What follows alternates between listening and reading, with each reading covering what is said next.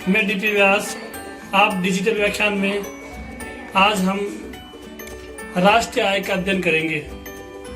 राष्ट्रीय आय किसी भी देश की तरक्की का सूचक होता है। राष्ट्रीय आय पढ़ने से पहले हमें जीडीपी और जीएनपी का ज्ञान होना आवश्यक है। जीडीपी ग्रोस डोमेस्टिक प्रोडक्ट, सकल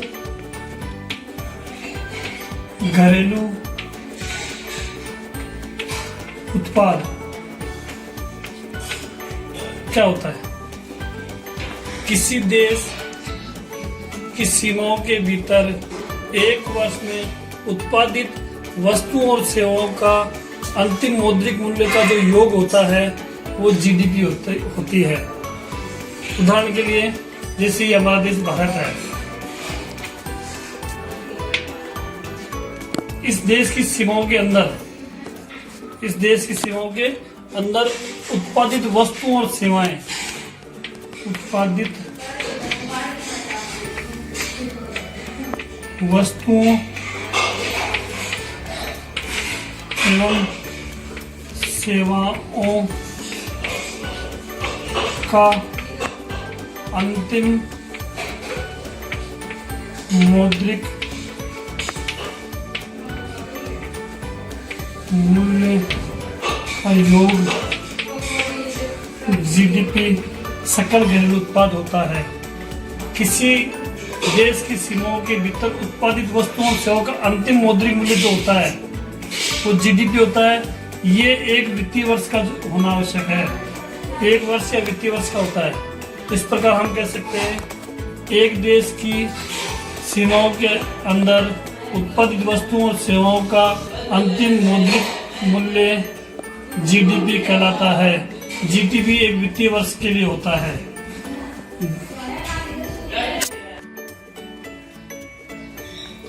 जीडीपी में हमारे देश में अन्य देश की कंपनियां भी काम करती है। जैसे मान लो यूएसए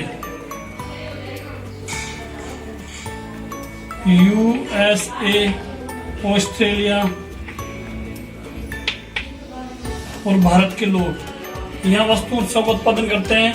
उनका योग जो होगा वित्तीय वर्ष का वो आपका जीडीपी होगा। यहाँ सीमाओं से तात्पर्य ये समुद्री सीमाएं जहां हमारे मछुआरे मछली पालन द्वारा अपने आय प्राप्त करते हैं, वो आय भी इसमें शामिल की जाती है।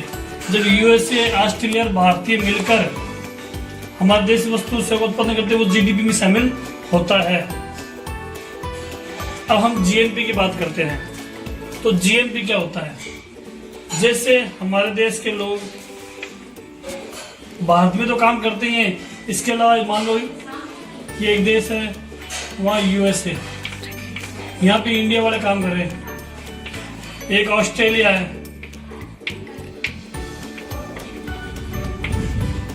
यहाँ पे भी इंडिया वाले काम कर रहे हैं। मतलब भारतीय यहाँ पे भी काम करते हैं और भारतीय यहाँ पे भी काम करते हैं। तो जब हम जीएनपी की गणना करेंगे तो हमारे देश में ये भी इनकम भेजेंगे और हमारे देश में ये भी इनकम भेजेंगे, क्योंकि ये भारतीय भारत में इनकम भेजेंगे।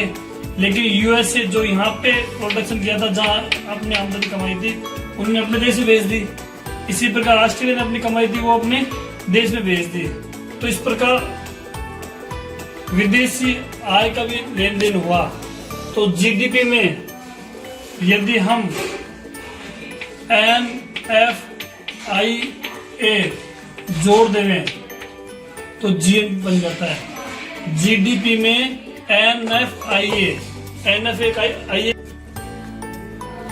जीडीपी में NFIA जोड़ देने पर जीएनपी निकलता है।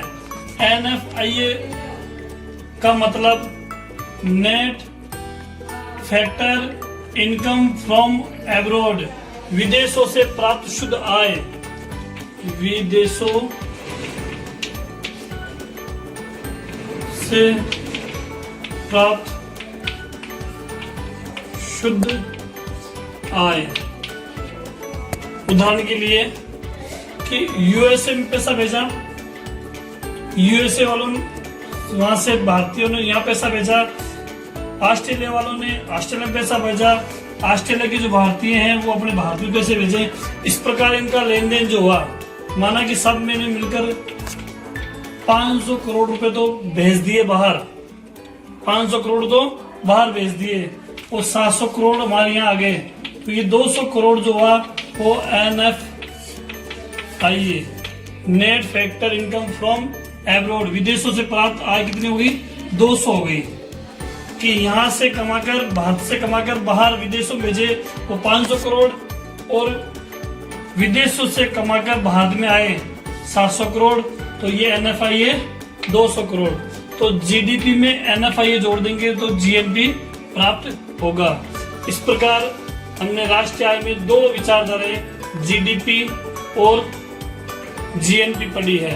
अब हम इनमें से मूल्यह्रास, डेप्रिसिएशन, इनमें से मूल्यह्रास या डेप्रिसिएशन घटाते हैं, मूल्यह्रास घटाते हैं, तो हमें जो आपका ये जीडीपी है इसमें से ह्रास या डेप्रिसिएशन घटा देते हैं, तो ये ग्रोस है वो डेप्रिसिएशन करते नेट हो जाता है, एनडीपी बन जाता है।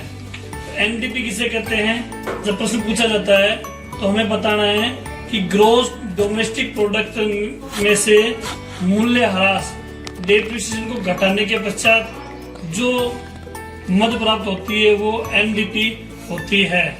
इसी प्रकार जीएनपी है हमारा, जीएनपी, इसमें से भी डेप्रिसिएशन, मूल्य ह्रास, मूल्य ह्रास घटाने पर ये जो ग्रोस है वो नेट हो जाता है, एनएनपी। यही एनएनपी आपकी राष्ट्रीय आय कहलाती है।